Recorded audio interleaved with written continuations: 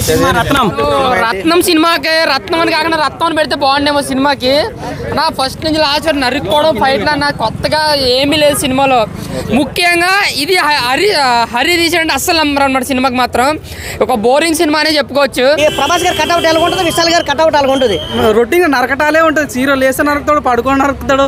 అసలు ఇది తమిళనాడులో అయితే మాత్రం వేరే లెవెల్లో ఆడేస్తుంది. మనకి తెలుగులో స్లోగా ఎక్కిద్ది. విశాల్ గారికి బ్రేక్ ఇచ్చిన సినిమా అనిపించిందండి. విశాల్ గారు తీసిన సినిమాల్లో ఇది ఒక పెద్ద రత్నం. కానీ సినిమా నాకు నచ్చింది. ఎలా ఉంది బ్రో మూవీ?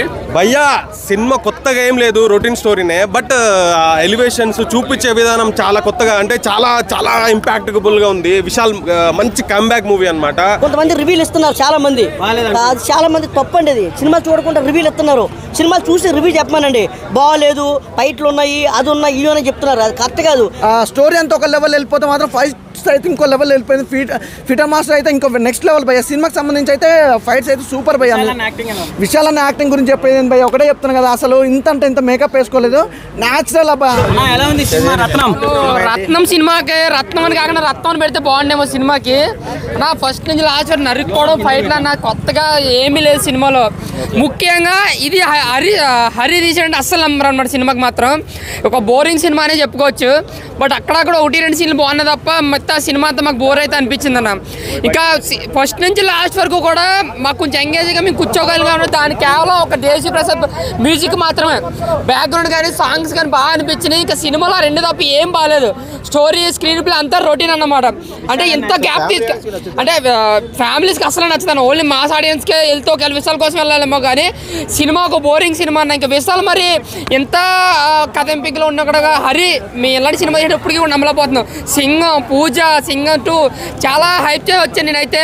బట్ ట్రైలర్ చూసిన తర్వాత నాకు కొంచెం ఓకే, ట్రైలర్ రొటీన్గా అనిపించిన సినిమా. తనలో కొంచెం కెమెరా యాంగిల్స్ గట్రా అన్ని కొత్తగా అనిపిస్తాయి హరిలో. సో అలా పైనుంచి కెమెరాని తీసుకురావడం ఒక యాంగిల్స్ చాలా బాగుంటుంది అనమాట. సో అవన్నీ ఎక్స్పెక్ట్ చేసి వచ్చాను, మొత్తం డిసప్పాయింటెడ్ అన్న సినిమా అయితే మాత్రం అన్న. థియేటర్కి ఎండాకాలం కాబట్టి ఏసీ కోసం వస్తే రండి అన్న. బట్ సినిమా కోసం అయితే 200 అయితే రూపాయలు బొక్క తప్ప ఏమీ లేదు. ఒక ఏసీ కోసం అయితే సినిమాలో వెళ్ళి కూర్చోవచ్చు అంతే. సినిమా అంతా ఒక బోరింగ్ రొట్ట చెత్త అంతే, అట్టర్ ఫ్లాప్ సినిమా అంతే.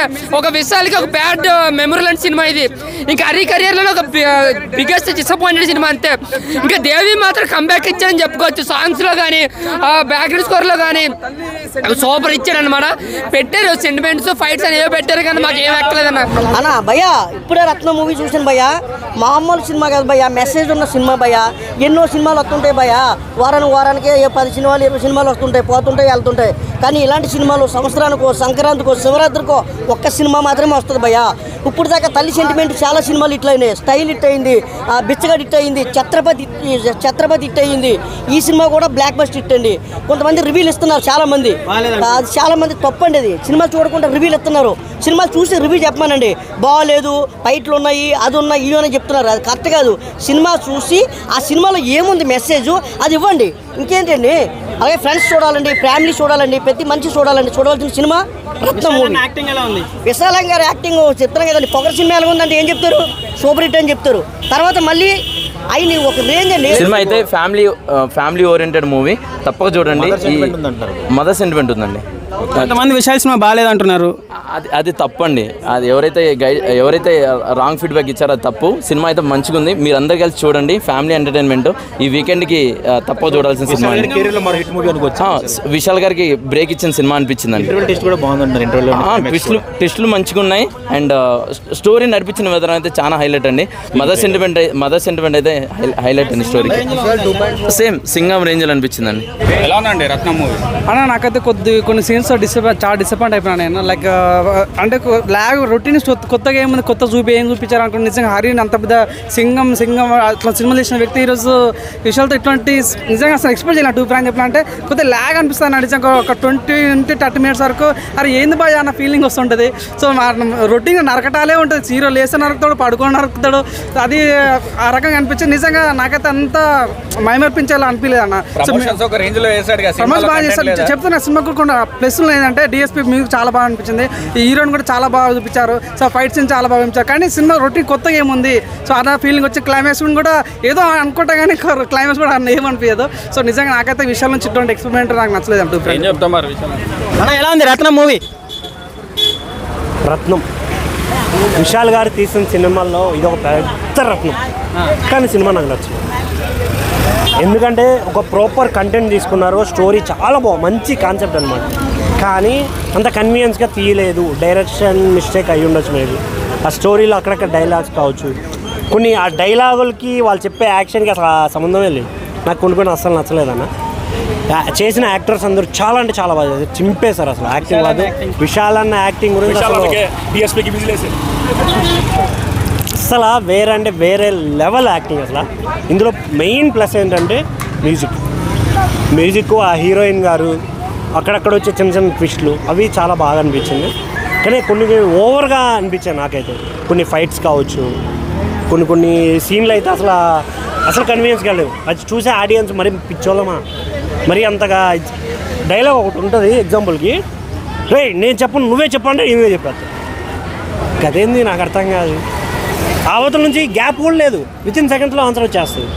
ఇలా కొన్ని అస్సలు కన్వీనియన్స్ అవ్వలేదు. నేనైతే చైన్ పట్టుకొని నరుకుతాడు కదా ఆ సీన్లన్నీ. నరకడం అంటే నరకుడు ఓకే, విశాల్ గారు అంటే నరకుడు ఉంటుంది, అది యాజ్ యూజువల్. కానీ మరీ కన్వీనియన్స్ లేకుండా నరకడం అనేది నాకు అస్సలు నచ్చలేదు.